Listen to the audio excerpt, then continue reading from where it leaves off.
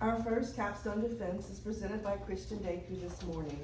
His thesis statement is to be true imitators of Christ, and thus true leaders. One needs to practice virtue and charisma in his dealings with others. Please help me welcome Christian.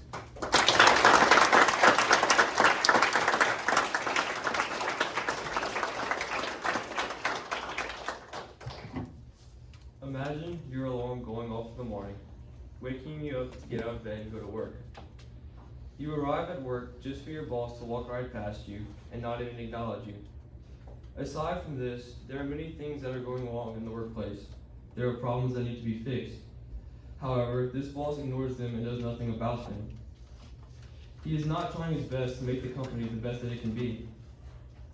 These horrible encounters with your boss negatively affect you. You feel discouraged in the company and in your own abilities.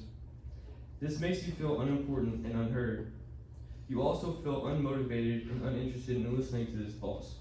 You, as well as your fellow employees, have lost hope in the company because why would anyone want to work in an environment like this? Now, imagine how positively impactful it would be if the head of your company greeted you when you walked into work and started a conversation with you. Then, what if he asked you how the work environment could be improved? What if he had big dreams for the company and wanted you to be a part of them? What if he wanted to motivate you and your fellow employees to do great things in the workplace? This would make you feel cared for, heard, and important. You would think higher of this boss and be more willing to follow their ways. You would have hope in the company and would want to take up your boss's vision. Maybe getting up and going to work wouldn't be as bad if this were the case. This shows how crucial a leader can be to the people that he or she is leading. This lighthearted example sheds light on a bigger problem that is going on in the world today. In today's society, there is an increasing lack of good leadership. Modern man is losing faith in Christianity, and there is no one rising up to inspire and lead people back to the faith. In order to be true imitators of Christ, one must practice virtue and charisma in his dealings with others.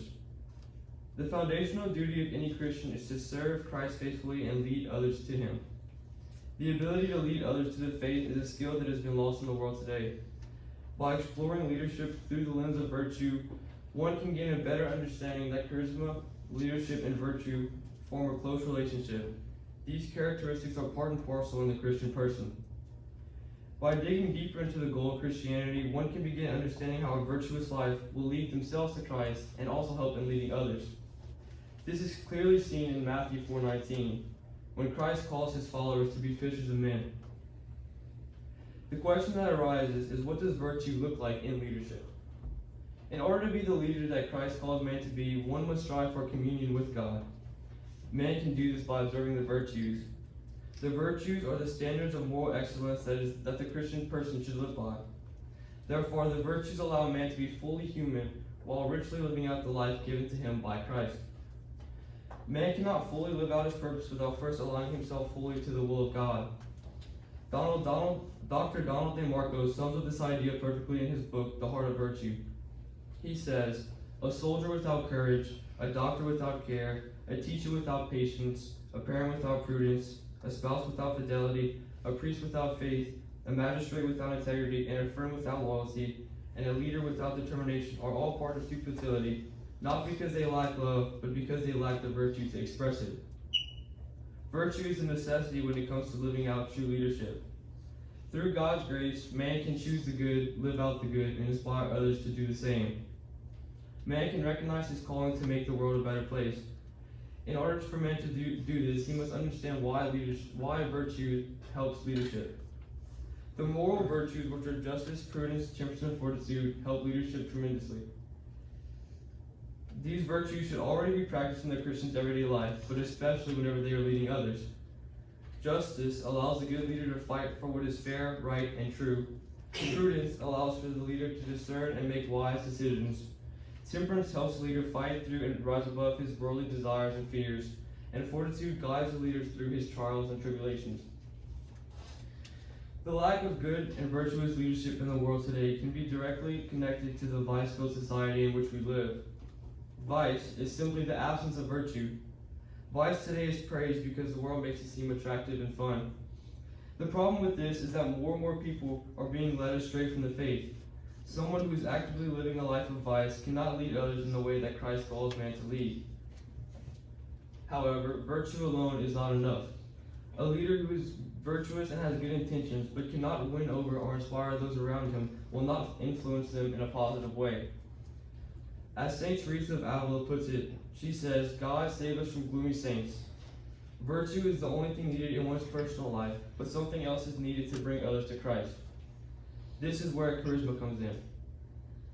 When attempting to integrate the virtues into leadership, charismatic skill is key. The Greek word charisma means favor or gift. In the Greek Bible, charisma is used broadly for spiritual grace, and in a specific sense, a spiritual gift divinely granted to a person as a token of favor, exemplified by the power of healing, the gift of tongues, or prophesying. When the word first entered English in the 17th century, it initially formed the word charism, which is a theological term. The modern term of charisma is defined by Oxford Dictionary as a compelling attractiveness or charm that can inspire devotion in others. Inspiring devotion in others is what Christ calls man to do. He calls them to bring others to him and inspire devotion to the faith. Charisma is also a constellation of complex and sophisticated social and emotional skills. These skills allow individuals to affect and influence others on a deeper level, to communicate with them effectively, and to make strong interpersonal connections with the people they are leading. Charismatic leaders create a compelling vision for their followers, one that embraces their followers and gives them a desire to take up a cause. The charismatic leader acts as a role model. They exhibit extraordinary characteristics that inspire devotion and motivation. The charismatic leader makes the people who he is leading feel cared for and heard. Jennifer De Weil speaks on how St. Peter talks about leading and caring for people. She says, St. Peter reminds us that leaders should be like shepherds, caring for and watching over the group of people that they have been entrusted with. This reference to shepherds does not mean a lot to the world today, but it is a perfect description of the kind of leader that God calls man to be. A shepherd knew the sheep in his flock. He named them, he cared for them, and inspected their health, and taught them his voice. If a sheep wandered away, the shepherd did not forget about it or hoped it would come back. He went out, found it, and brought it back to the flock. Likewise, a leader should know his people. He should speak to them regularly, ask them genuine questions, and care for them, and do everything that he can to serve his team. Whether man is leading in large ways, such as becoming a politician or a CEO, or in small ways, such as inspiring friends and family, Christ calls man to do it all for the glory of him. History proves that the perfect example of someone who led with virtue and charisma is Mother Teresa. As many know, Mother Teresa was a Catholic nun. After teaching for 20 years, she decided to follow her divine calling to help the poor. Soon after, she presented the Vatican with her vision of missionaries for charity. Her ambition and heroic leadership moved the Vatican to approve. She went on to open a nursing home, an orphanage, and a family medical clinic. Her charismatic ability and virtuous lifestyle surely helped in the process of accomplishment. She had a vision, and she achieved it, while also bringing others up to take up her vision.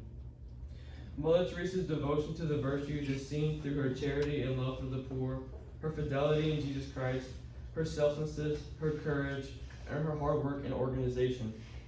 Her charismatic ability motivated others and made the poor feel loved for, cared for, and heard.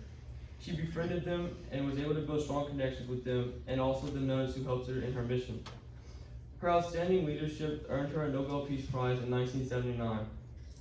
When wanting to understand the virtuous and charismatic leader, Mother Teresa is the figure to look towards. By practicing a virtuous lifestyle and integrating charisma into it, one can accomplish true and good leadership. If one can master the virtues of justice, prudence, temperance, and fortitude, while also practicing charismatic skill, they are destined to be the fishers of men that Matthew speaks about in his gospel. St. Peter also speaks about the fruitfulness of practicing virtue in his everyday life. In 2 Peter chapter 1, verses 5 through 8, he says, For this very reason, make every effort to supplement your faith with virtue, your virtue with knowledge, your knowledge with self-control, your self-control with steadfastness, your steadfastness with godliness, your godliness with brotherly affection, your brotherly affection with love. For if these qualities are yours and are increasing, they will keep you from being ineffective or unfruitful in the knowledge of our Lord Jesus Christ. As Mother Teresa's life portrays, the good leader is ready to fearlessly lead and take care of his people. By exploring leadership through the lens of virtue, one can gain a better understanding that charisma, leadership, and virtue form an integral relationship. Christ is calling for his people to rise up, and this is what man must do. When thinking back about the example of the CEO in the workplace, man shouldn't be the leader who ignores the problems and does not lift his employees up. Man should be the leader that inspires others and brings others up to take up a cause. He should be the one that paints a vision and inspires. On a more serious and moral note, the world today praises sin and corrupt leadership is glorified. Good leaders are needed more now than ever. The world needs people to rise up and inspire devotion to the faith. It is time for good Christian leadership to be present in the world again today, and it starts with you. Thank you.